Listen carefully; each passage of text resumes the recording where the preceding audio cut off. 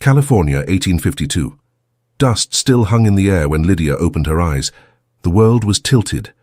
The stagecoach groaned above her, its wooden frame split open, clinging to loose rocks that shifted slowly, as if death were waiting for just one wrong move.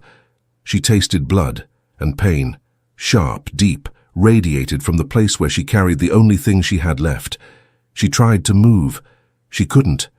Her dress was caught between the broken benches and the warped side of the carriage.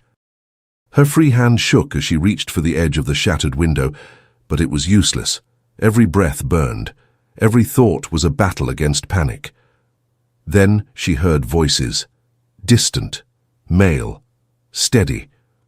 Lydia turned her head slowly, and through the thin beam of light cutting through the splintered wood, she saw the silhouette of a tall man.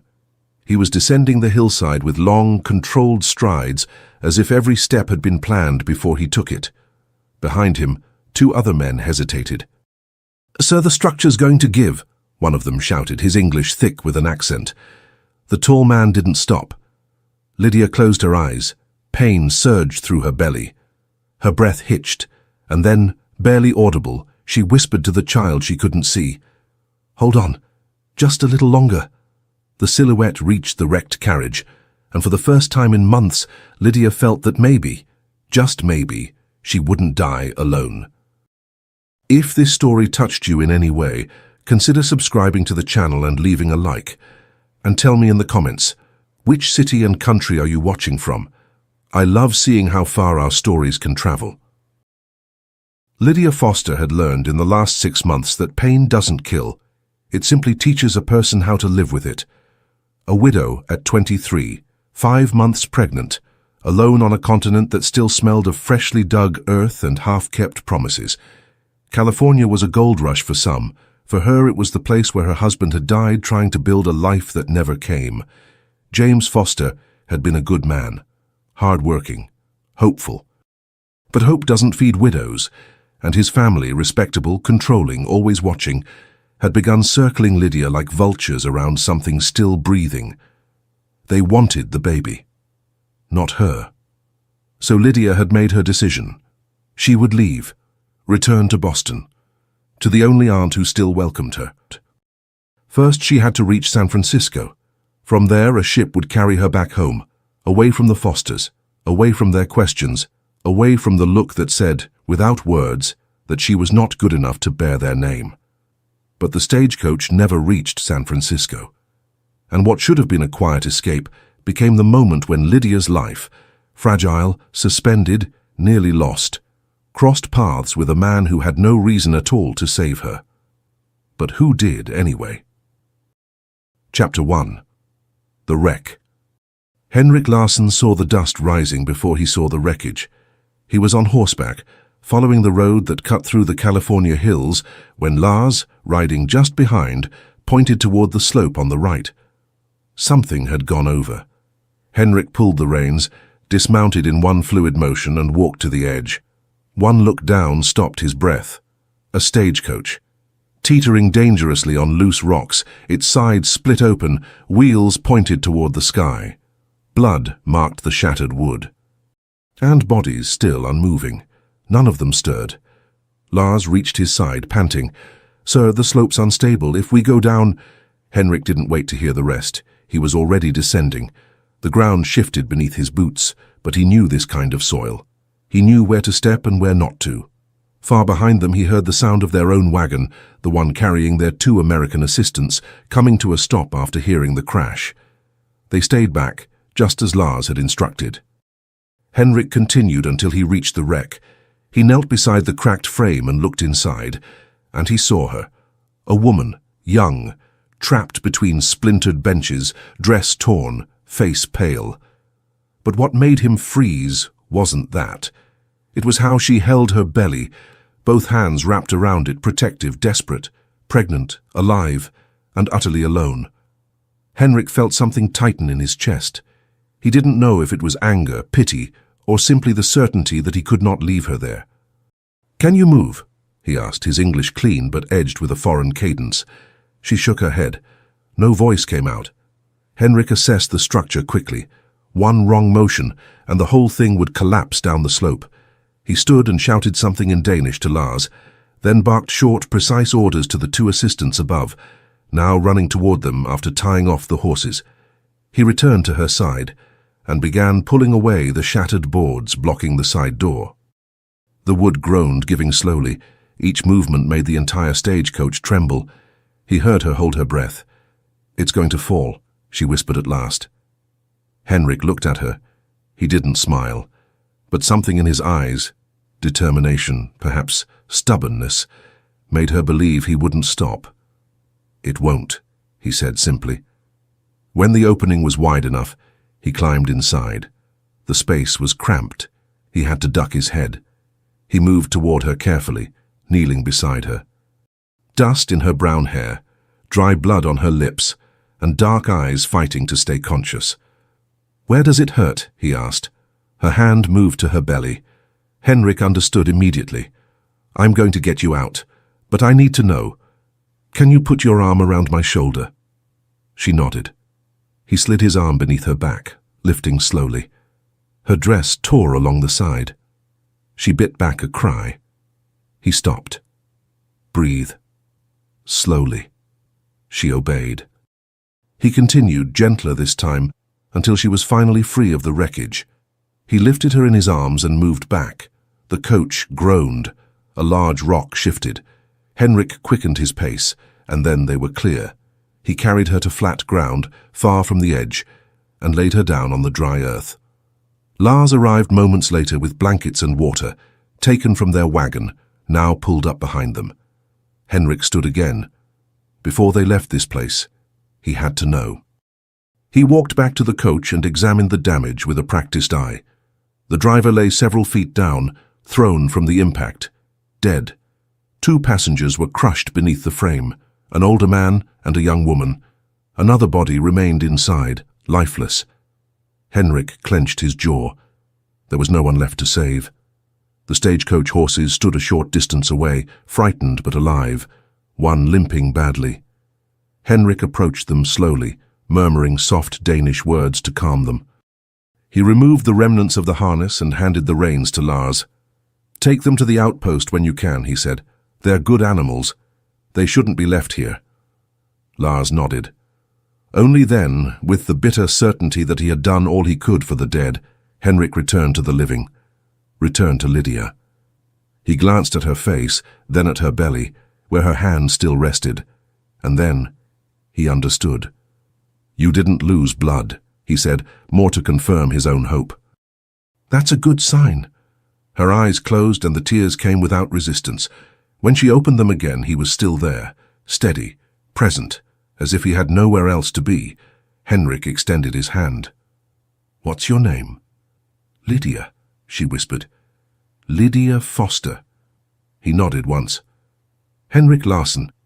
And this is Lars, my right hand. The other two are my assistants.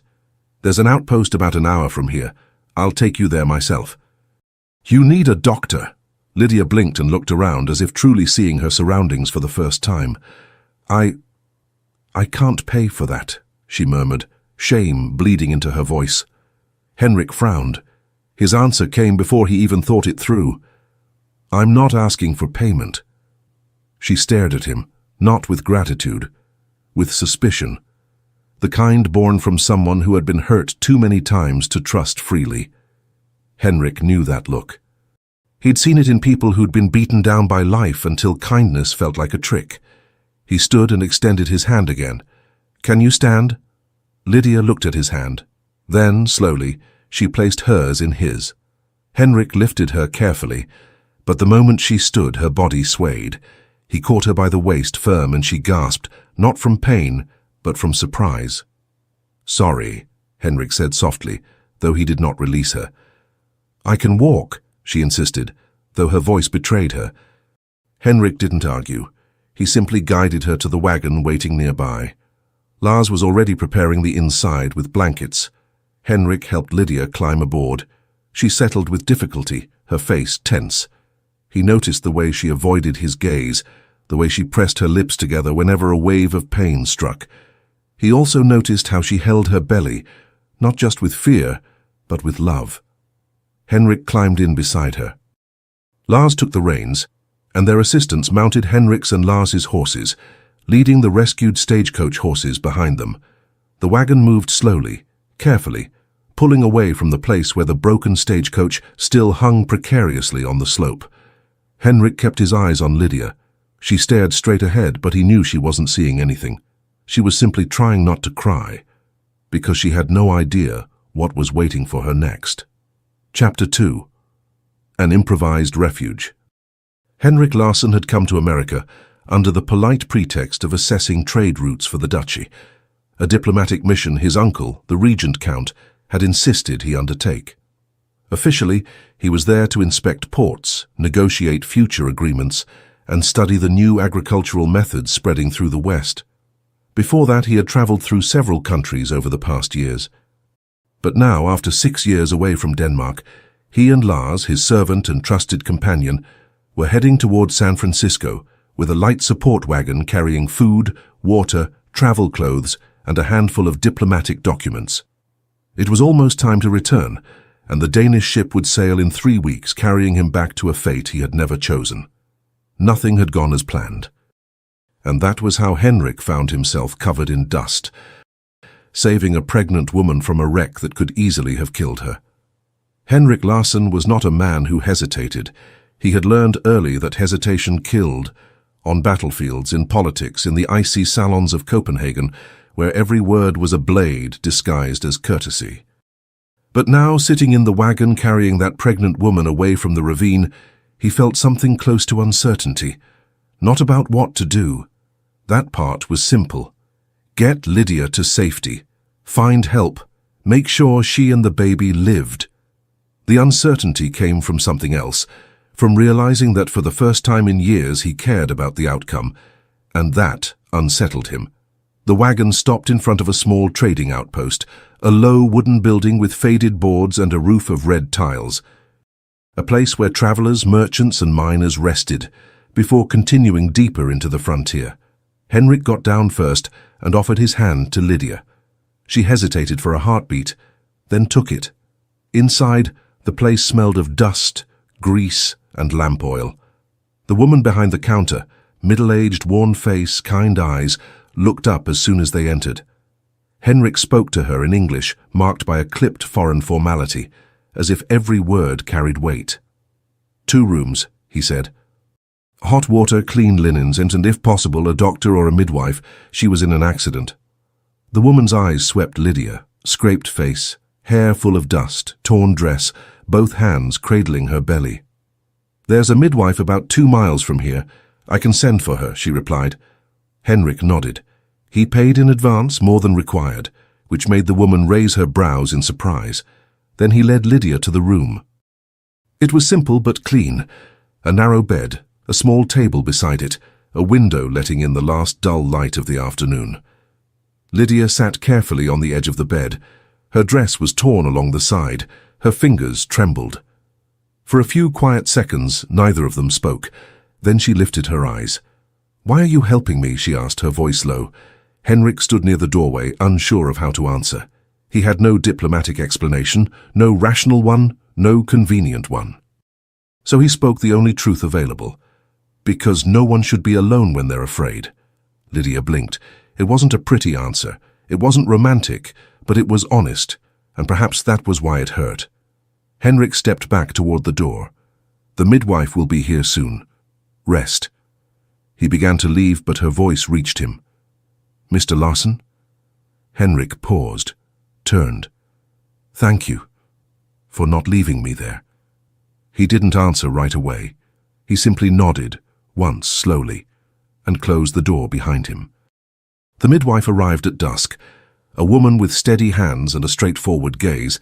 She entered without ceremony, examined Lydia thoroughly, pressing here, listening there, evaluating her breathing and the tension in her abdomen. Henrik waited in the hallway, arms folded. Lars stood beside him in respectful silence. When the midwife stepped out, she held her apron with both hands. "The baby's fine," she announced, looking at Henrik first, not Lydia. "But she needs rest. No long travel for a few days. Her body took a bigger shock than it seems. Henrik inclined his head slightly. How many days? 3. Maybe 4. But 3 should be enough if she doesn't exert herself. Henrik drew a slow breath. We'll stay. The midwife studied him for a moment, assessing the connection between them, perhaps, then nodded and departed. Henrik remained in the hall for several moments, staring at Lydia's closed door. Beside him, Lars finally spoke. The ship, sir, it leaves in 3 weeks. Henrik didn't look away from the door. We're staying, Lars nodded, but his eyes said what his master would not. The next morning, Henrik knocked. Come in, Lydia said weakly. He opened the door slowly, carrying a tray with bread, cheese, and a cup of hot tea. The outpost owner followed behind, curious but silent. Henrik set the tray on the table beside the bed. She prepared this, he said. I brought it for you. Lydia was seated by the window, trying to smooth her hair with her fingers. She no longer wore the torn dress. Lars had managed to retrieve her small trunk from the wreckage. It was dented, but intact enough to hold her few clothes. She looked at the food, then at him. Thank you, she murmured. The outpost owner nodded and left, leaving the door ajar. Henrik stayed where he was. You can sit, Lydia said, pointing to the wooden chair against the opposite wall. Henrik hesitated, then sat, keeping the respectful distance they both needed. Lydia picked up the bread and ate slowly. He waited in silence. Not an uncomfortable silence, just presence. Where were you headed? She asked at last. When you found the stagecoach. Henrik looked down at his hands. San Francisco, he said. A Danish ship sails in 3 weeks. I'm meant to board it. Lydia stopped chewing. Going back to Europe? He nodded. Going back home. Something in the way he said home didn't sound like relief. It sounded like obligation. Lydia knew that tone. She knew the difference between what one wanted and what one had to do. And what brought you all the way here? She asked. Henrik took a long time to answer. When he did, his voice was quieter. Running. Lydia looked at him. He didn't look away. And in that moment, she understood. He wasn't just a Danish noble traveling out of curiosity. He was a man trying to escape something, just like her. Running from what? She asked softly. Henrik's smile held no joy. From a life I didn't choose. Lydia lowered the bread. Her hand drifted to her belly. I understand, she said. And she did. Henrik stayed silent for a moment. Then, as if the words cost him something, he asked, How far along are you? 5 months. He nodded, calculating. February, perhaps March. He didn't ask about the father. It wasn't his place. But he noticed from the way she said 5 months without the faintest trace of light that there was grief there too. And where were you going? He continued. Also to San Francisco, then a ship to Boston, she said quietly. I have an aunt there. She said I could stay with her until the baby comes. Until. Not after. Henrik heard everything she didn't say. He also heard the loneliness. And your husband's family, he asked, though he already suspected the truth. Lydia looked away. My husband passed. Without his protection, they think the baby should grow up with them. That I'm not enough. Henrik felt something tighten in his chest. Not anger. Something older, familiar. The feeling of being judged, measured, deemed insufficient by people who never bothered to know you. They're wrong, he said simply. Lydia looked at him startled. You don't even know me. I don't need to. His gaze fell to her hand, resting protectively over her stomach. I saw how you held that child, even before he's born.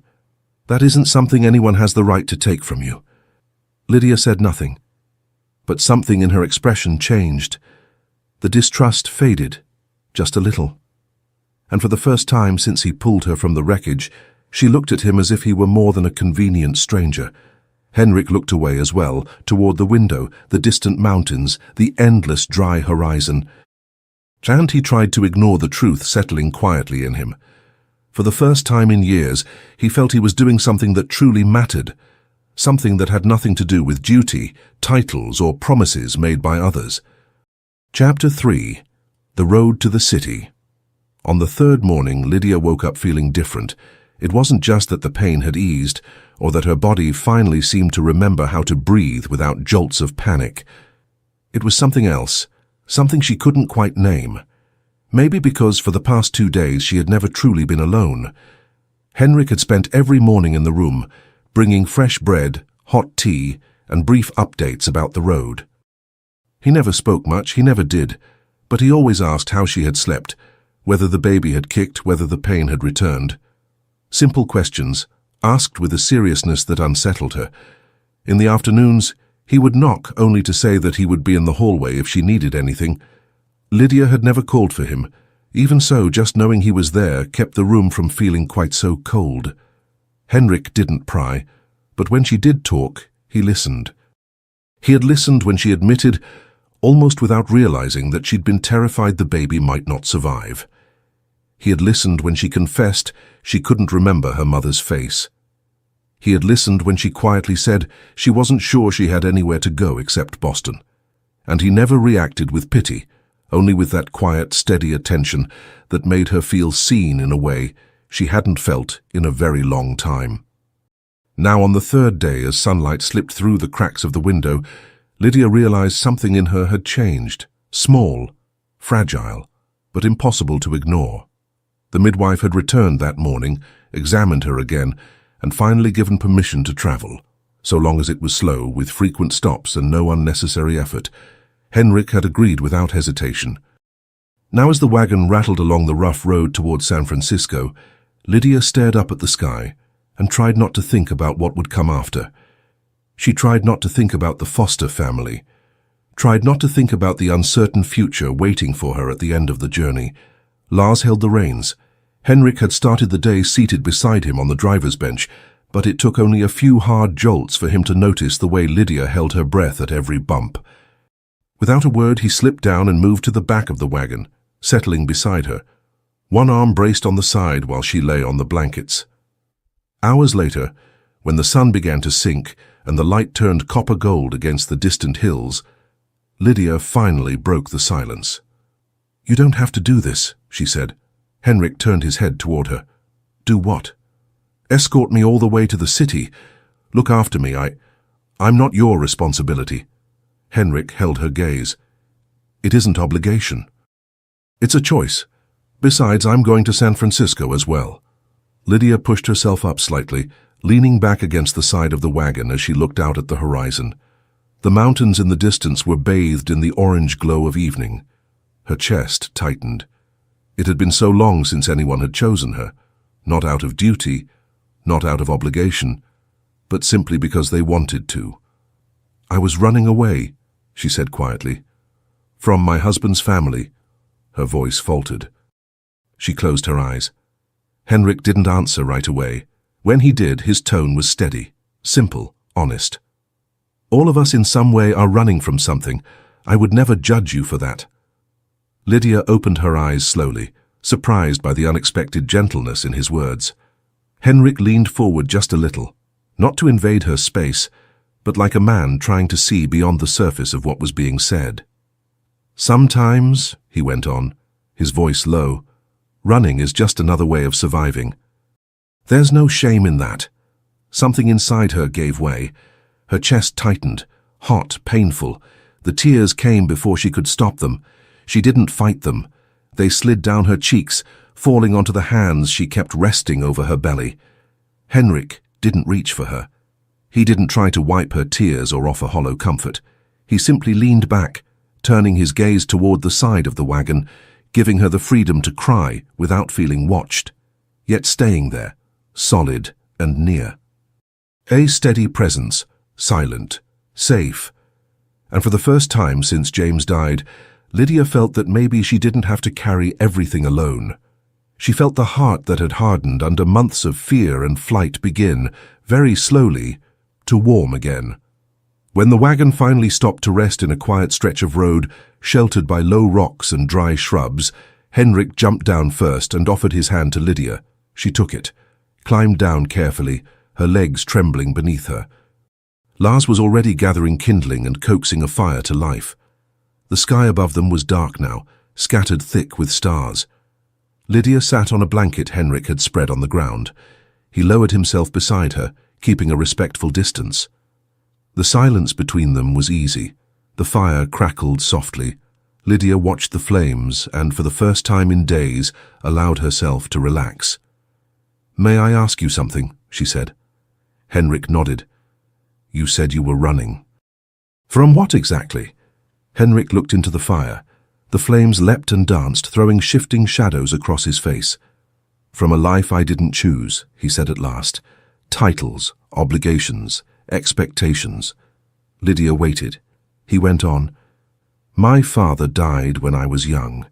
At 15 I inherited everything, the duchy, the responsibilities, and with them decisions that other people made in my name." "Like a marriage?" Lydia asked softly. Henrik glanced at her, hesitated, then nodded. "It was arranged by my uncle when I was 19, he said, his voice low, each word carrying its own weight. "She's a count's daughter, good family, good reputation, everything very proper. My uncle took over as regent after my father died." Lydia's hand tightened over her belly. She stared into the flames. "And you're supposed to go back to that?" Henrik drew in a breath. "When my father died, I wasn't old enough to legally take control of the duchy. His will was meticulous. There were conditions, the arranged marriage, political alliances, continuation of the line. When I turned 21, I made a bargain with my uncle. He would keep managing the duchy as regent, and in exchange, he would let me travel before I took my place." His eyes shifted back to the fire. "But that's not what you want," Lydia said quietly. It wasn't a question. It was a statement. Henrik gave a small smile, empty of humor. "What I want doesn't matter." Lydia gripped the edge of the blanket between her fingers. "I've never had much freedom to choose anything either," she said, her voice gentle. "Sometimes I think the only freedom we have left is to know what we want, even if we never get it." Henrik turned toward her. For the first time, Lydia saw something beyond restraint in his eyes, vulnerability. "And what do you want, Lydia?" he asked. She lifted her gaze to the sky, to the stars. "I want my child to know he was loved," she said quietly. "From the very beginning, even when nothing else made sense." Henrik didn't look away. "He will know," he said, "because you're here, because you fought, because you didn't give up." Lydia turned back to him, and in that moment, beneath the stars, far from everything and everyone, something shifted. It wasn't romance, not yet. It was recognition. Henrik pulled a handkerchief from his pocket and held it out to her. Lydia took it, wiped her tears and handed it back. He folded it away and leaned back, giving her space. They both turned their eyes to the fire again, sharing the same small circle of light in the vast, dark night. Each of them carrying something they could not yet say, and both of them feeling for the first time that maybe they were not quite as alone as they had believed. Chapter 4. Pressures and Duty. Henrik woke before sunrise. It wasn't habit, it was necessity.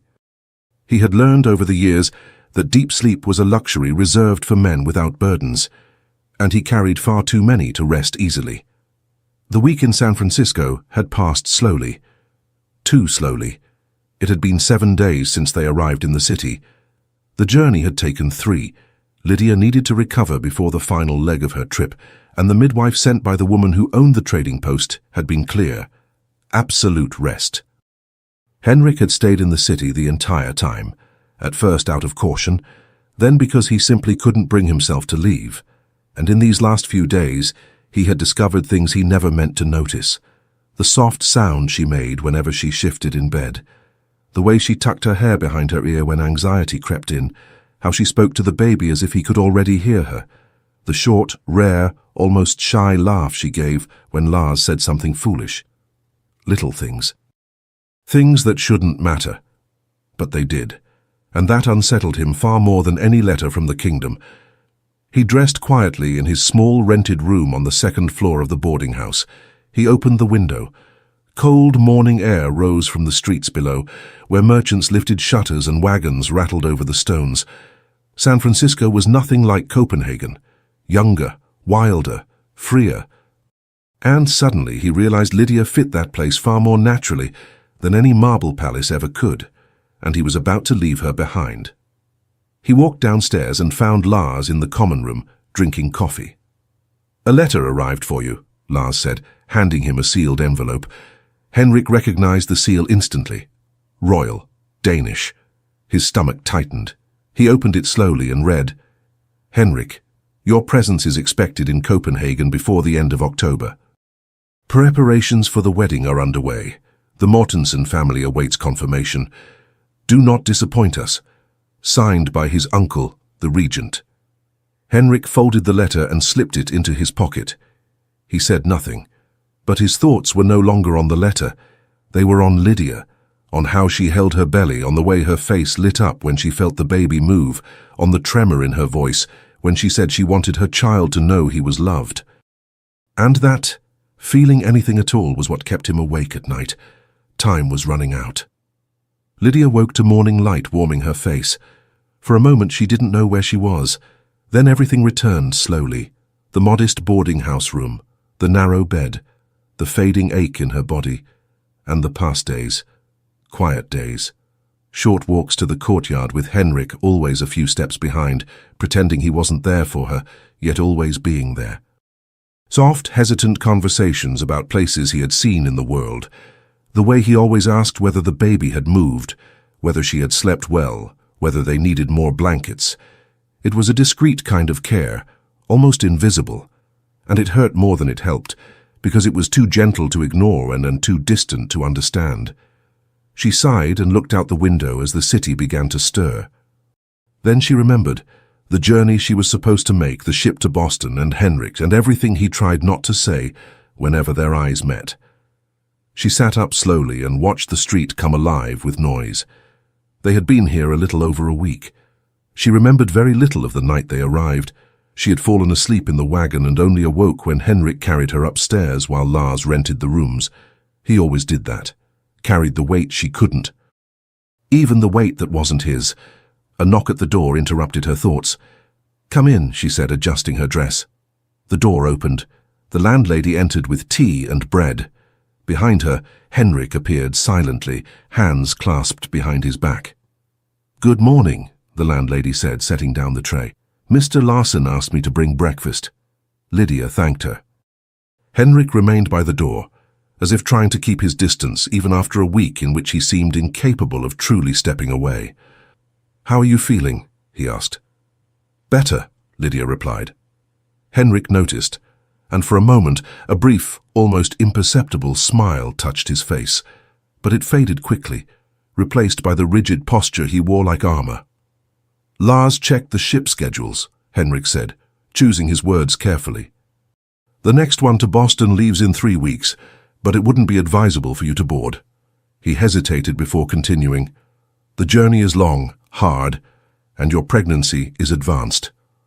The landlady, still in the room, added with authority, "He's right. A crossing like that can take months, and you can't travel alone, dear. You'd need a proper companion, an experienced woman, or a close relative." Lydia lowered her eyes to her hands, fingers tightening. "You're right," she murmured. "I don't know what I was thinking when I fled without a proper plan." Henrik stepped forward but stopped halfway, as if teaching himself to approach slowly. The landlady left the tray, smiled discreetly, and slipped out, pulling the door mostly closed, just enough to preserve propriety without seeming intrusive. Henrik watched the door for a moment, as if he wanted to close it fully, but didn't. He simply breathed deeply, straightened his shoulders, then turned to Lydia with a reserve that hadn't been there the past few days. "I can make sure you stay here as long as you need," he said, "until you decide what to do." Lydia lifted her face slowly, and immediately understood. His tone had changed, colder, more distant, as if he were tightening a ribbon he himself had loosened days earlier. "You're leaving," she said. It wasn't a question. Henrik took a moment, long enough for the pain to reach her before the words did. "The ship leaves in 10 days, he said finally. Nothing more. No explanation. No, I don't want to go. But she saw it. In his eyes, too steady, too controlled, something trembled beneath the surface, as if part of him wanted to step back but wasn't allowed. "I understand," Lydia said, her voice steadier than her heart. Henrik took a step, then another. He stopped close enough to feel her breath, far enough to make it clear the goodbye had already begun. His gaze traced her face slowly, as if memorizing it for the last time. When he spoke, it wasn't what he wanted to say. It was what he believed he must say. "I'll leave money with the landlady so you—" And the confrontation came. The hurt, the pride, the truth they had both tried to avoid. And when she said, "I am nothing to you," Henrik couldn't hide anymore. Because for a moment, just one, he let her see everything he'd been suppressing. How he thought of her when he was supposed to think of Denmark. How he watched her when she wasn't looking. How he hated himself for wanting to stay. And so he answered, "That isn't true," he said, his voice low but steady. Lydia blinked. Her heart stumbled. "What?" Henrik held her gaze. "You aren't nothing to me. That is not true." Lydia closed her eyes. Tears welled. She turned her face away, but he saw. And for the first time since they met, Henrik touched her deliberately. He lifted his hand and guided her face back to his. The touch was gentle, almost reverent. "Don't cry," he whispered. "Please, but I have to go." Lydia closed her eyes, feeling his hand drop away. She took a slow breath. When she opened them again, there was clarity, painful, but true. "I know," she whispered. Henrik stood still, waiting, almost holding his breath. Lydia swallowed.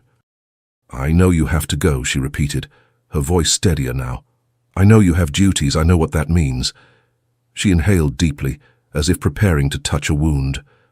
"I married James because my own family needed me to. He was good to me. But when he died, only my aunt remained, and the Fosters never wanted me, only the baby." Her hand rested on her belly, instinctive, protective. "Now I have a choice," she continued, her voice soft but resolute. "I choose to raise my child far from people who think he belongs more to them than to me." Henrik remained frozen, tension running through him, as if her words pulled him in opposite directions. "But you—" Lydia hesitated before continuing gently, without accusation. "You still can choose, and you're choosing duty, the life they always planned for you, the marriage arranged by others." Henrik looked away. "It isn't that simple." "Maybe not," Lydia conceded with a sigh, "but it is still a choice, a hard one, a painful one. But yours." She wasn't attacking him. She wasn't blaming him. She was simply telling their truth. Henrik turned back to her, eyes tight. "And you think I don't know that?" His voice rose, not in anger, but in the weight of years unsaid. "You think I haven't considered every consequence?" Lydia didn't flinch. "Then why go?" "I know you don't want to return," Henrik clenched his fists. "Because if I don't, I lose the duchy, the lands, the lineage. That marriage isn't just about me, it's alliances, agreements, survival." He inhaled deeply. And then softer. "And because I don't have the right to stay, because of you." Lydia blinked. The blow, silent, precise, landed cleanly. "Because of me?" she whispered. Not accusation, astonishment. Henrik averted his eyes, but did not deny it. Silence filled the room, dense with everything they had felt this past week but never said. At last Lydia spoke, gentle, resigned. "Then go." Henrik looked up, surprised by her softness, not the words themselves. "Go," she repeated, tears slipping down her cheeks but without anger. "Fulfill your duty, marry the Count's daughter, live the life set for you, hold your head high and face what you must." She wiped her cheeks, breathing steadily. "Just don't offer me money as if it could erase what happened between us, as if none of it mattered." "Lydia." "No," she said softly, not harshly. "I won't ask you to stay. I can't do that. I know the weight of duty. I know the cost of choosing against it. She looked at him then with a sincerity that stripped him bare. But I also know the cost of not choosing. He closed his eyes for a moment, as if gathering strength to walk away from the one thing he wanted but wasn't allowed to claim. Then he turned abruptly and walked to the door. He stopped at the threshold, his voice hoarse. I'll find a lawyer for you, someone who can represent you legally, if the Foster family tries anything in Red Creek. And then he left. The door closed softly behind him, just a small click, but it sounded like farewell. Lydia was alone. She sat on the edge of the bed and let the tears fall. No sobbing, no panic, just quiet tears. Because for the first time in months, she had allowed herself to feel something other than fear. She had allowed herself to hope. And now she knew that in 10 days, that man would be on a Danish ship, crossing the ocean back to a life that did not include her name. She could technically continue on to Boston, against all reason and caution, but the thought of facing another long journey alone, pregnant after the accident, felt unbearable. There was something else, though, something Lydia didn't dare admit even to herself. She didn't want to leave before he did. So she drew a long breath, wiped her tears with the hem of her sleeve, and made, for the first time in a very long while, a decision entirely her own. She would stay, at least until his ship set sail. Chapter 5. The Forbidden Feeling. The next 10 days passed slowly. They both remained in San Francisco, he waiting for the ship, she waiting for something she didn't know how to name. They never went back to that conversation. Instead, they spent those final days on small things, talking, reading, sharing the quiet presence of one another. Lars watched from a respectful distance. In the afternoons, they walked in the inn's courtyard, by the midwife's insistence, who claimed fresh air was good for the baby. Henrik offered his arm. Lydia almost always refused in words, but accepted in silence, walking alongside him in a quiet that wasn't awkward. It was companionship. They spoke of things that didn't hurt much, of the bitter cold in the Danish mountains, of fishermen in Copenhagen, of how the baby moved more at certain hours, of nothing, and at the same time, of everything they were too afraid to say out loud. Sometimes Lydia sat in the courtyard to sew, and Henrik read a newspaper beside her. They weren't together, but they weren't apart either. A discreet kind of presence formed between them, a presence Lydia started to miss when he took too long to appear, a presence that left Henrik restless when she retired to her room earlier than usual. Neither of them dared name what was growing between them. Slow, contained, stubborn. But both of them felt it. On the last night before the ship's departure, Lydia did not sleep. She lay on the narrow bed, staring at the ceiling, listening to the distant murmur of the city. Wagon wheels over stone, voices drifting through the night, a door slamming somewhere far off, the wind slipping through the cracks in the window. And she thought of Henrik, of the way he had looked at her days ago, when he said he had to leave, of how quickly he had corrected himself when she had, without meaning to, accused him of feeling nothing for her. Of the way he had touched her face with a gentleness no one had shown her since James, almost as if asking permission. She remembered how he watched her movements, attentive without ever being invasive, the way he asked about the baby, not out of politeness but as if the answer truly mattered, the fragments of Denmark he shared with her slowly, like a man not used to being heard. And more than anything, she remembered the silences that soothed her more than words. Silences that, if she weren't so careful, she might confuse with peace. She placed a hand over her belly. The baby shifted softly, as if responding. Guilt came, heavy. James. His smile when she said something foolish. His calloused hands holding hers with such care. The promise of a life that never had the chance to exist. He had been dead for only 6 months, and she carried his child. She had no right to feel anything for another man. But she did. She already missed Henrik before he was even gone. She felt the hollow ache at the thought of his absence. She felt the cowardly wish that he would choose to stay, and that terrified her more than anything. Henrik didn't sleep either. He sat by the window in his room, watching the dark street. The sky was beginning to pale at the horizon, but San Francisco still seemed suspended between night and day. Lars snored in the opposite corner, blissfully unaware. Henrik, however, felt the weight of 2 lives pressing into his shoulders. He pulled out the letter he had folded and unfolded until the paper was nearly worn through. Henrik, your presence is expected in Copenhagen before the end of October. Preparations for the wedding are underway. The Mortensen family awaits confirmation. Do not disappoint us. Signed by his uncle, the Regent. The word was an open wound. Henrik had to return and fulfill his role. That had been the agreement with his uncle, and that role had a price, an arranged marriage to the Mortensen heiress. It was the condition his father had imposed so that he would finally be recognized as Duke. If he refused, his uncle could inform the crown that Henrik had failed to comply with the will. Henrik crushed the paper between his fingers. If he stayed with Lydia now, he risked everything Denmark expected of him. But if he left, who would protect Lydia?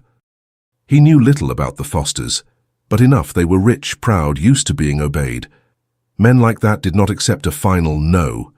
Sooner or later they would discover where the stubborn widow had chosen to hide. He had already spoken to a lawyer and intended to formalize instructions before boarding. He would leave money, protection, names. But none of that felt worthy of what he felt whenever he pictured her perched on the edge of the bed, hand over her belly, chin lifted even when her voice trembled. Henrik closed his eyes. He had to go. He had to face his uncle, the arranged marriage, the duchy hanging over his head like a sentence. Only then, perhaps, would he be able to make a choice that truly belonged to him. And if he ever found his way back, he wanted to stand before Lydia not as the divided man he was now, but as someone free to offer more than promises. By the time dawn approached, he had made his decision. On the morning of his departure, just before sunrise, Henrik knocked on Lydia's door. She opened slowly. Her hair was loose, her face worn from lack of sleep. When she saw him, something in her gaze shifted, a flash of restrained relief, quickly smothered by caution. "Mr. Larsen," she said softly. "Lydia," he replied. "May I come in?" She stepped back. Henrik entered and left the door slightly ajar. He stood in the middle of the room like a man who didn't know whether to advance or retreat. For a moment, neither of them spoke. Then he drew a breath. "I'm leaving today," he said at last. The words settled in the air like something inevitable. Lydia already knew, but hearing them was different. He continued, "There are things I have to settle in Denmark. Things that won't disappear just because I ignore them or keep running. I've done that for a few years already. It has to end." Lydia watched him in silence. "I have duties," Henrik went on. "Not only to a title, but to people. If I simply stay here, I turn my back on all of that. And I can't expect you to trust a man who abandons what was entrusted to him." Her fingers tightened in the fabric of her dress. "I understand," she said at last. "More than it seems." Henrik frowned slightly. She drew a breath. "I did what was expected of me when I married James. You live under the same weight, just on a different scale." Her eyes were clear, though they shone with unshed tears. "I won't ask you to ignore that." The silence between them changed color. It was no longer empty. It was recognition. Lydia laid a hand on her belly. "I've decided to stay in San Francisco for now," she said calmly. "I know I can't face a long journey like this. So I'll stay. I just wanted you to know. I'll fight for the right to raise my child," she swallowed. "And you choose to go back, to what awaits you there." Henrik looked at her as if every word cut and healed him at the same time. "I choose to go back," he confirmed quietly. "Not because I want that life, but because if I ever find the courage to choose another, I want to have done everything I could first. I don't want to leave anything, or anyone, unfinished behind me." He drew in a slow breath. "I left instructions with the lawyer. He knows the danger your husband's family represents. He'll act in your name if necessary." His voice hardened a little. "I've paid the boarding house for a few months. You won't be left helpless. Not while I can prevent it. Lydia nodded, but her expression gave her away. It wasn't the lack of money that frightened her. Henrik stepped closer. He stopped at a distance respectful enough to be proper, too close to be indifferent. "Lydia," he began, and now the weight in his voice came not from Denmark but from something born right there in that room. "I didn't want to leave, not since the day I first saw you in that overturned coach." Her eyes widened, startled. "I meant to pass through California like a stranger, to leave without leaving anything behind." He let out a short, humorless laugh. "But then you appeared, and nothing stayed the same." Lydia looked away, feeling the tears rise. Henrik lifted his hand, hesitated for a heartbeat, then touched her cheek with his fingertips. The gesture was light, almost an apology. "I want you to know that you matter," he said simply, "more than I should allow." Her eyes filled. She breathed in slowly. "Then go," she said, her voice shaking but firm. "Settle what needs settling. Face whoever you must face." She lifted her chin, even as her tears fell. "And if one day," her voice faltered, but she went on, "if one day you're free to choose for yourself and not for others, then see where I am, if I'm still here, if it's still something you want." Henrik felt the words like a knot in his chest. It wasn't a plea, it wasn't a promise. It was a door left slightly open. He lowered his hand, but didn't step back at once. "I can't ask you to wait for me," he said honestly. "I know," Lydia replied, "and I won't promise I will." Their eyes locked. She added softly, "But I won't promise I'll forget either." Henrik closed his eyes for a brief moment. When he opened them, there was resolve there, painful but firm. He bowed his head slightly, almost in reverence. "Thank you," he murmured, "for not hating me." Lydia let out a breath that was half laugh, half sob. "I haven't decided yet," she said with a weary gentleness. A brief, crooked smile touched his lips. Then he stepped away. At the door he paused. "The lawyer's name is Campbell," he said. "If anything happens, as if the foster family appears, go to him. He'll know what to do." She nodded. "And you?" she asked, before she could stop herself. "What will you do?" Henrik looked toward the small corridor window, then back at her. "What I should have done years ago," he answered. "Face the people who decide for me. And if I can, decide something for myself." For a moment, neither of them moved. Then he opened the door and left. Lydia remained alone in the room. She sat on the edge of the bed and let the tears fall quietly. They weren't just tears of loss, they were tears for something that was breaking, and at the same time making room for something else. For the first time in months, she wasn't only afraid, she was waiting. Not for a man, but for a future that wasn't imposed, a future she could build. She gazed out the window. San Francisco was waking slowly. Perhaps she would stay there. Perhaps later she would change boarding houses, names, neighborhoods. Perhaps she would help with the inn, sew for other women, find work where no one knew who James Foster had been. She didn't know yet. But for the first time, possibilities didn't look only like threats. They looked like hope, like growth. Henrik went down the stairs with heavy steps. Lars waited by the door, horses already saddled. "You're really going?" he asked, though he already knew. Henrik cast one last glance at the front of the boarding house. His gaze climbed instinctively to Lydia's window. He didn't see her, but he knew she was there. He also knew that leaving that place meant leaving a part of himself behind.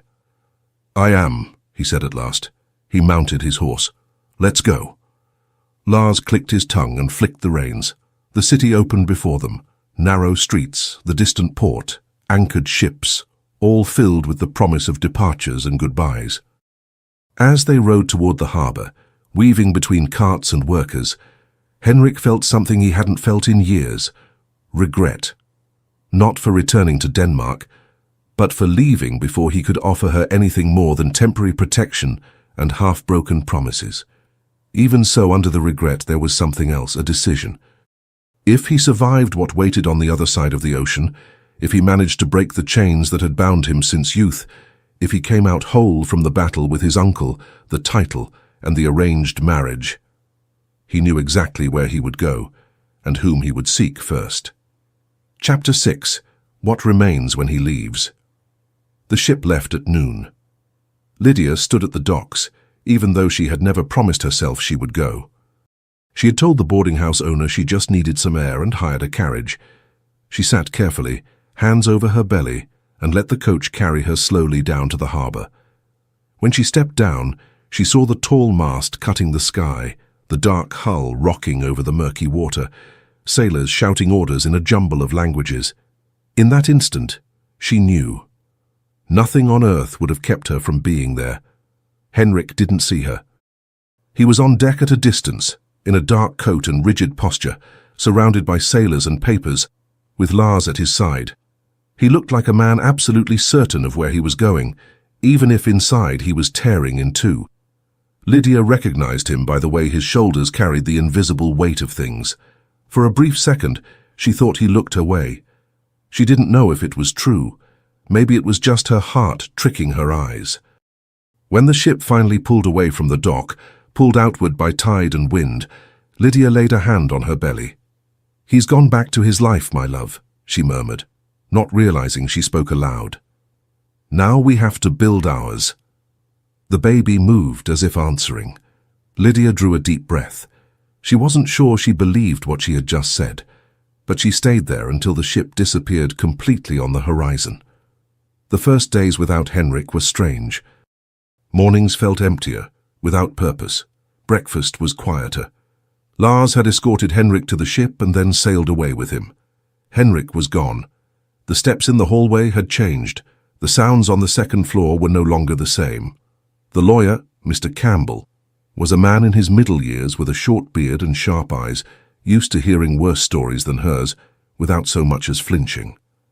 Henrik had introduced them 2 days before he embarked, in a brief meeting in the small sitting room of the boarding house.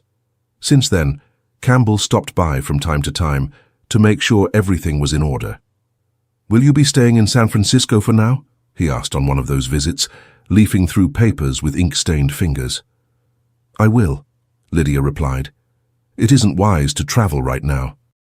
And I'm alone without any companion to board a ship with." She hesitated, then decided to say the truth. "It's strange. It's the first time no one else is deciding where I should go." Campbell only nodded. "Your husband left debts and pending dealings in Missouri, where I believe you left in a hurry. And since he died without a will, everything falls to the heir, the baby. That gives the foster family legal room to act, and they intend to use it." He lifted his gaze to her. "I'll follow their trail. Any move they make, I'll know." It was comforting and terrifying at the same time. At night, the boarding house grew quieter. That was when the thoughts came hardest. Lydia sat on the edge of the bed, running her fingers over the simple ring she still wore, the wedding band James had placed there, and wondered where exactly her grief ended and where what she felt for Henrik began. It wasn't love. Not yet. It would feel like a betrayal to everything she'd lived with James, to give it that name so soon. But it was something. It was the memory of Henrik's hand pulling her out of the wrecked coach. The way he had said, "You matter," as if the words had been ripped out of him. The weight of the promise he never quite made but never denied. "If I can ever choose for myself." She didn't know if he would come back. She didn't know if she wanted him to. But when she blew out the lamp at night, the last image that came to her was no longer James's face. It was Henrik on the pier, growing smaller, swallowed by the sea, and that alone was enough to make her feel guilty. Time passed. Mornings slowly filled with small tasks, helping in the boarding house kitchen, sewing for the lodgers, making up rooms in exchange for a discount that was now more practical than necessary, since Henrik had paid several months in advance. Lydia was grateful. But she hated the feeling of depending on a man who was no longer there.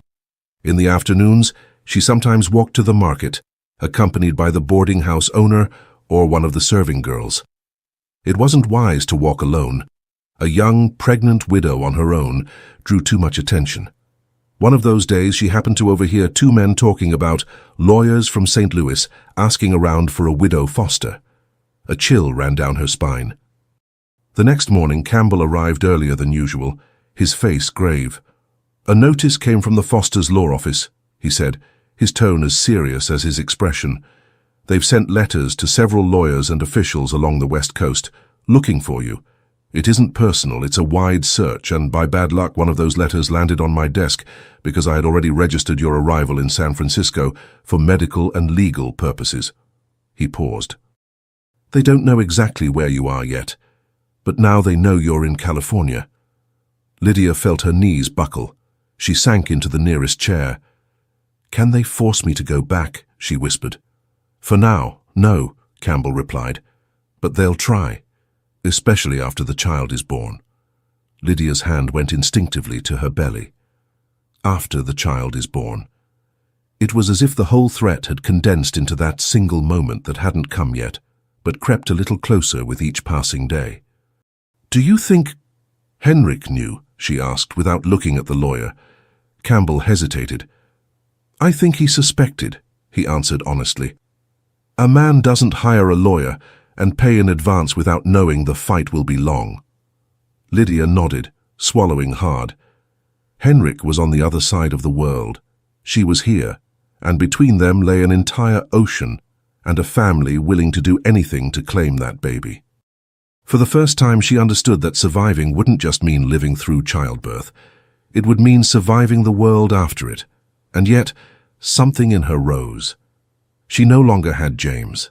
She had no family, no surname that could shield her. But she had her child, and with him a resolve she had never known she possessed. That night, lying in the narrow boarding house bed, Lydia spoke in a low voice, as if the baby could truly hear her. "They won't take you from me," she whispered, her voice trembling but steady. "Not Foster, not anyone, I don't know how yet, but they won't." Outside, the city moved on. On the other side of the ocean, Henrik didn't yet know it, but the promise she had just made was another chain tying him back to California, just as firm as any that had ever bound him to Denmark. Chapter 7. Duties, Loss and a Name. Henrik arrived in Copenhagen under rain. The Danish port was everything San Francisco was not. Grey, orderly, silent in a heavy way, as if even the wind knew exactly where it was allowed to pass. He stepped off the ship with the same suitcase he'd left with, yet carrying a far heavier weight. Lars waited for him at the docks, his expression somber. They had travelled together, but ever since the ship had spotted the Danish coast, they had barely spoken. They didn't need to. Both knew this wasn't a homecoming. It was a reckoning. The family estate sat on a distant hill. It was not majestic like the castles of legends, but it held a suffocating presence. To Henrik, it had always been more prison than home. His uncle was waiting in the main hall, seated in a high-backed chair, not like a relative welcoming kin, but like a magistrate prepared to catalogue every failure. "Henrik," he said without rising. "Finally." Henrik bowed his head. "Uncle." There were no embraces. There never were. "I received reports from America," the regent began. "Letters, dispatches, comments from a ship captain, all saying the same thing. An accident, a widow, a pregnancy, and a Danish heir who for a few months forgot the purpose of his own journey." Henrik kept his expression neutral. "I did what any decent man would have done," he replied. "I see no dishonor in saving a woman and a child." "The dishonor isn't in the act," his uncle corrected coldly. "It's in losing focus. You are the heir to a dukedom, and while you were wandering the West, duties and expectations waited here for you to do your part. You spent all these years abroad. I accepted our agreement, a few years traveling in exchange for returning and fulfilling your father's will. These conditions are not suggestions, Henrik. They are legal obligations." The word legal echoed through the room. Henrik held back the old anger. "I never asked for any of this," he said, tense. "But you received it," his uncle snapped, "and with the name comes duty. The Mortensen family awaits. Your bride is educated, prepared, discreet. The alliance guarantees stability and protects everything your father built." A pause. "If you fail to meet the clauses," he finished, "I will have to inform the crown that you are unfit to succeed. The succession will be suspended. The dukedom will remain under regency. or be transferred to another branch of the family. It wasn't a threat. It was law. Henrik drew a long breath. He remembered Lydia saying, "Then go," not begging, not shrinking. He remembered the way she touched her own belly with the certainty of someone who had already decided she would fight to the end. 1 month. 1 month to decide if he would be the duke they wanted or the man he wished to be. Meeting Miss Mortensen was less dreadful than he expected.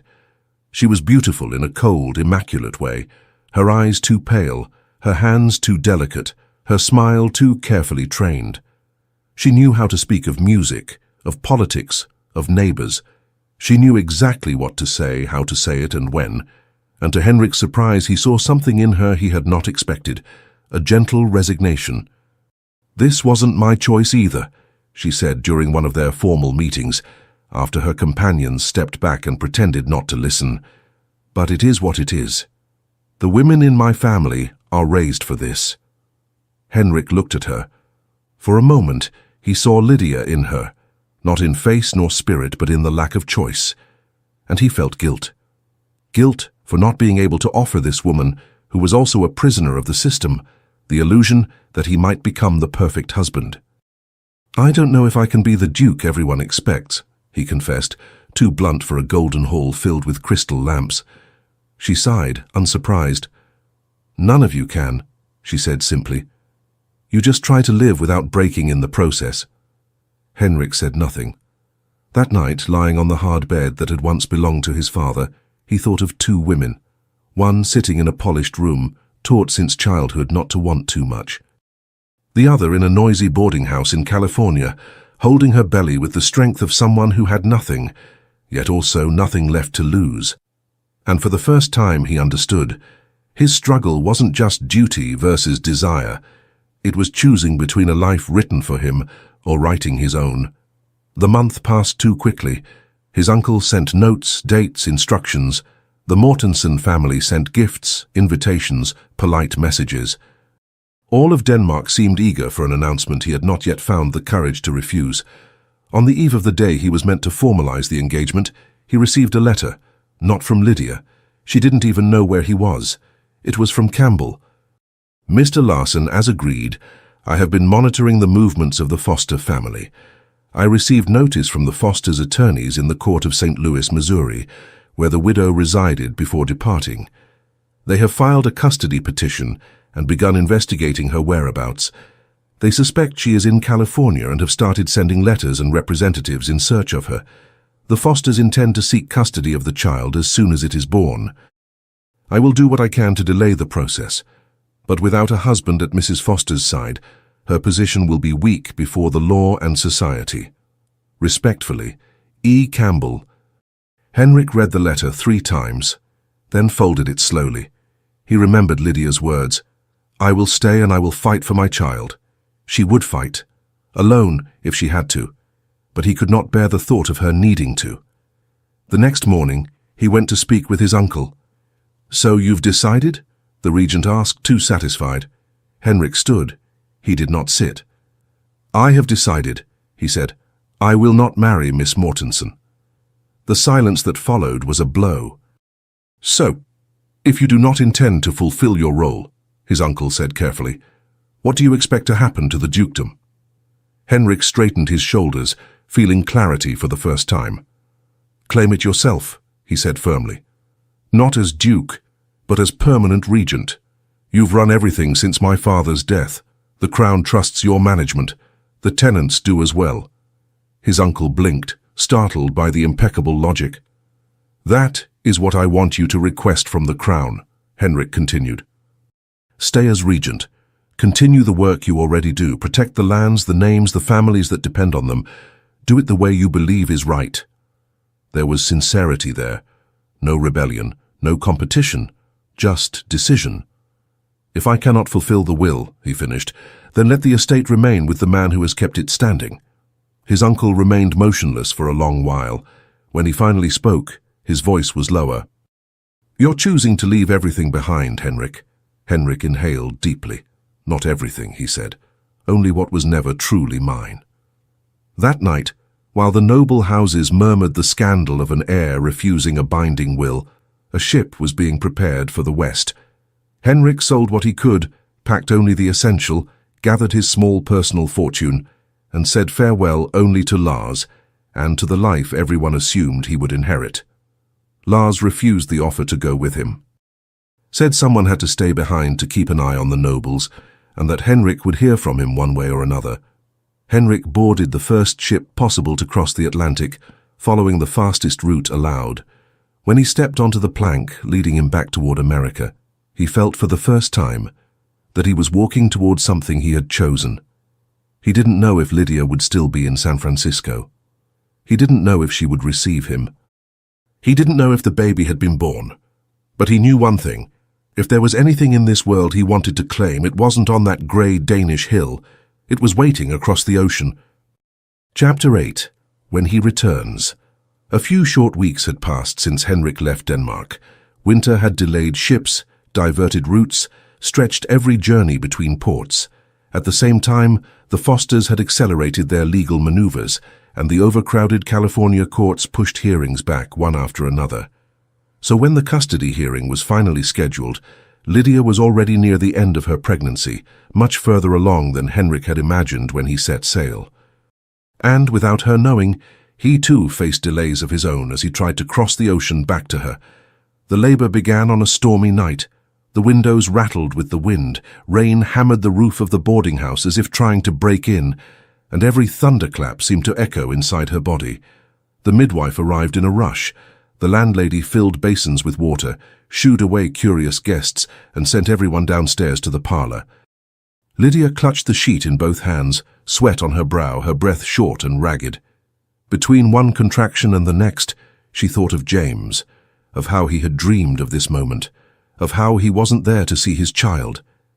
Then she thought of Henrik, and guilt followed sharp and sudden, but she had no time to linger on either guilt. The pain came in waves, dragging all other thoughts under. "One more," the midwife said, firm. "You can do this, Lydia." One more. And after that one came another, and another. Hours stretched into something like days.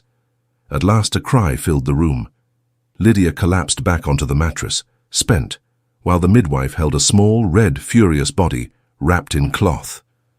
"A boy," she announced with a tired smile. "Strong, loud, just as he should be." Lydia opened her arms, and the baby was placed against her, small, warm, confused by the new world. Tears came before she could stop them. "We did it," she whispered, kissing his damp forehead. "You and I." For a moment, nothing else existed. Not the Fosters, not Denmark, not promises. Only that boy, taking his first breaths. The days that followed were a blur of exhaustion, fear, and a joy so fragile it almost hurt to feel it.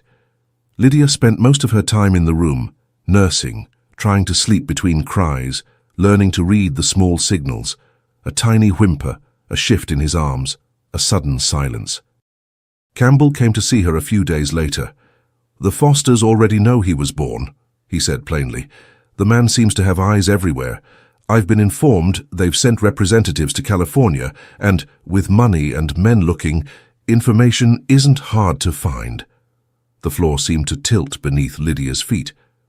"Are they going to take him from me?" she asked, holding the baby tighter. "Not if I can help it," Campbell replied. "But they will try, Lydia. They'll use everything. Money, influence, moral arguments, claims that they can offer more. More than a boarding house room and a mother who sews," Lydia murmured, bitter. "More than love," the lawyer countered gently. "That they don't have. And the court listens to that as well, believe me." He drew a breath. "Legally, however, things would be far stronger if you had a husband. Someone who answered for the household in the eyes of the law. Someone who could stand between you and them." Lydia lowered her gaze. "That someone is on the other side of the ocean, sir," she said simply. "And he may never come back." Campbell didn't insist. 2 months went by. The baby grew.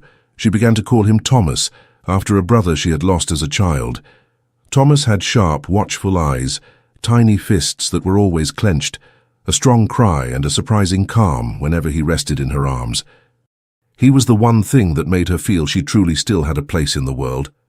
It was then that the foster men arrived, 2 of them well-dressed, with manners polished too smooth and eyes far too cold. They appeared at the boarding house on a bright morning accompanied by a local officer. "Mrs. Foster," one of them said, bowing his head with practiced courtesy. "We come on behalf of your late husband's family. You need not worry. We desire only what's best for the child." Lydia hugged Thomas closer to her chest. "What's best for the child?" she repeated slowly. "Away from his mother." The man's smile widened, rehearsed, pleasant, hollow. "You are young," he said. "You can marry again. Begin anew. Your life need not be limited by the burden of a child. The foster family can assume that responsibility." "He is not a burden," Lydia answered, her voice low, "and he is not property." The officer cleared his throat. "Ma'am, there will be a hearing," he explained. "The court will listen to both sides. Until then, I strongly advise you not to leave town. Any attempt to run will be held against you." Run. The word struck her like a blow. She thought of the first escape, the stagecoach. The second, her desperate plan to reach Boston. She thought of Henrik, who had found her in the wreckage and chosen to stay when he could have ridden on. Now she could not run, and she had no desire to. When the men left, Campbell, who had been present throughout, accompanied her back to the room. "They are strong," he admitted, "but not invincible. I've seen decisions fall in favor of mothers in far worse positions than yours." Lydia stroked Thomas's head. "Do you think I can win?" she asked. Campbell smiled faintly. "Honestly," he said, "I don't think they have any idea who they are dealing with." The hearing was set for 3 weeks later. Too much time for fear. Too little for any real plan. Lydia spent her nights awake, not because of Thomas, who was already starting to sleep a little longer, but because each heartbeat sounded like a ticking clock. One of those nights, alone in the room, she spoke to God for the first time in a very long while. She did not ask for Henrik to return. She did not ask for miracles. She asked for one thing only: "Don't let them take my son." On the morning of the hearing, the sky was grey. The whole city seemed to be holding its breath.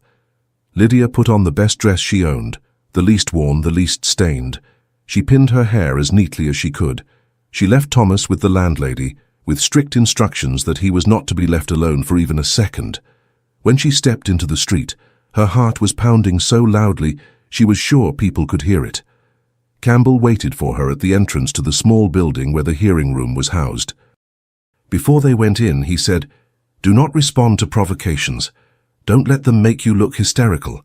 And above all, speak of your son as what he is, a boy who needs his mother, not a rich surname." She nodded. They went inside. The foster representatives were already there. With them, another lawyer, thin, sharp-eyed, the type accustomed to winning.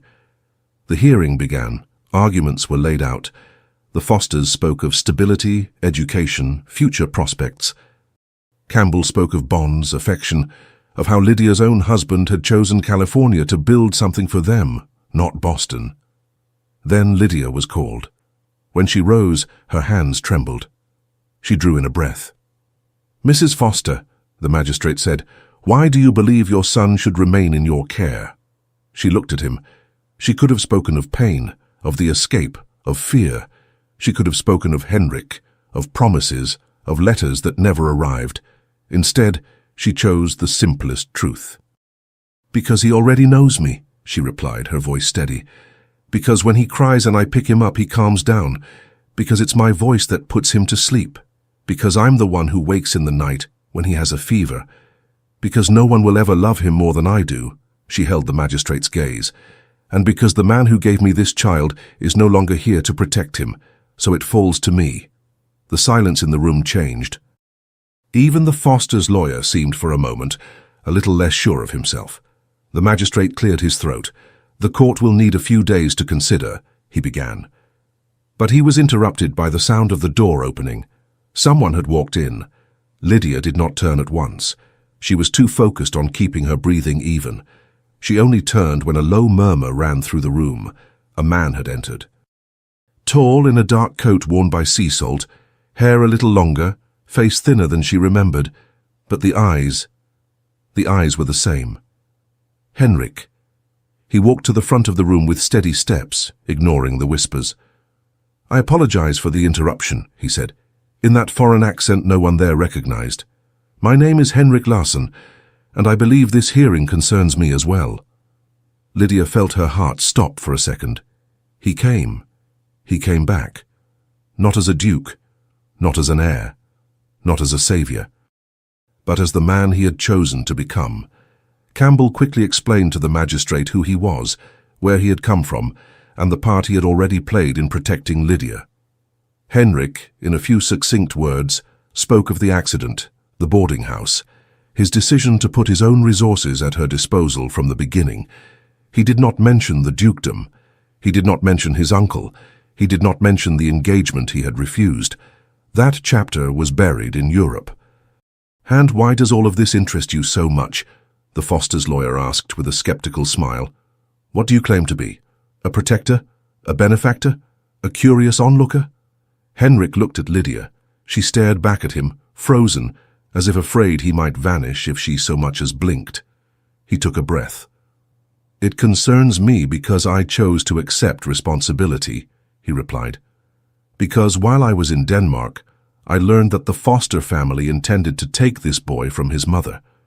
And I realized that if there is one thing in this world I am still free to choose, it is to stand beside those who cannot fight alone."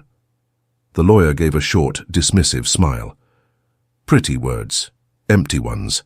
In the eyes of the law you are just a stranger." Henrik nodded. "That's true," he said, "which is why I came to change that." He turned to the magistrate. "If this court allows it," he continued, "I would like to formally register my intention to marry Mrs. Lydia Foster. Not today, not now. Not as a desperate response, but as a commitment to stay, to give a name, a home, and my protection to the child I have already been helping to shield from afar." A rustle spread through the room. Lydia felt her knees go weak. He hadn't spoken to her beforehand. He hadn't asked for anything. He had simply stepped into the line of fire again, with his own life in the crosshairs. Then Henrik turned to her. And for the first time he spoke not as a witness, not as a noble, not as a foreigner, but as a man. "I'm not asking for your answer now," he said, quiet but clear. "Not in front of them, not in front of the court. You don't owe me anything. But if you allow it, I want to be here. I want to be part of this fight. And if one day you accept me at your side, it won't be out of fear of the Fosters or out of necessity. It will be because you chose it." The Foster men shifted in their seats. Their lawyer tried to object, calling it theatre, manipulation. The magistrate struck the table with his hand, then looked straight at the Foster representatives. "The court will take this into account," he said. "It is now clear that Mrs. Lydia is not abandoned. That weighs heavily against the idea of removing the child from his mother." The hearing did not end that day, nor the following week. There were more visits to the court, more testimonies, more documents. But the balance had shifted. Lydia was no longer seen as a poor widow, isolated and lost. She was a woman backed by a man willing to pay whatever price necessary to stand there beside her. And unlike the Fosters, who wanted the boy out of pride and control, Henrik claimed nothing for himself. He only offered. When at last the ruling came weeks later, the court's answer was clear. Thomas would remain with his mother. The Fosters could visit if they wished, but they would not have custody. Lydia cried as she had not cried since the day of the accident. Campbell squeezed her hand, satisfied. Henrik, upon hearing the news, only closed his eyes for a moment, not because he had doubted, but because for the first time in a very long while, the weight on his shoulders felt lighter. Epilogue.